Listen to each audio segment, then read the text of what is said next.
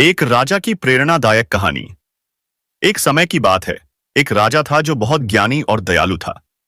लेकिन एक समय ऐसा आया जब राज्य में सूखा पड़ गया, फसलें बर्बाद हो गईं और प्रजा दुखी हो गई। राजा ने हर संभव उपाय किया, लेकिन समस्या से हल नहीं हो रही थी। एक दिन राजा ने अपने राज्य के सबसे बुद्धिमान संत से सलाह ली। संत ने राजा को एक खाली कटोरा दिया और कहा, इस कटोरे को लेकर जाओ और जब तक यह भर न जाए तब तक इसमें कुछ न कुछ डालते रहो। राजा ने सबसे पहले इसमें सोना चांदी डाला, लेकिन कटोरा खाली रहा। फिर उसने राज्य की सबसे कीमती वस्तुएं इसमें डालीं, लेकिन कटोरा खाली का खाली रहा। अंत में थक हारकर राजा ने इसमें एक मुट्ठी मिट्टी डाल दी। जैसे ही मिट्टी कटोरे में गिरी, कटोरा तुरंत भर गया। राजा हैरान हुआ और संत से इसका अर्थ पूछा।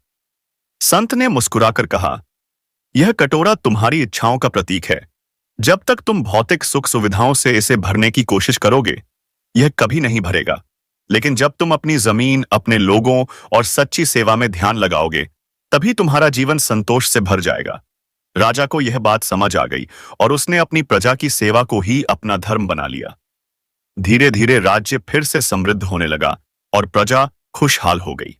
सीख। इस कहानी से हमें यह सीखने को मिलता है कि असली खुशी और सफलता बाहरी चीजों में नहीं, बल्कि सेवा, समर्पण और सच्ची मेहनत में है। जब हम निस्वार्थ भाव से काम करते हैं, तभी असली समृद्धि हमारे जीवन में आती है।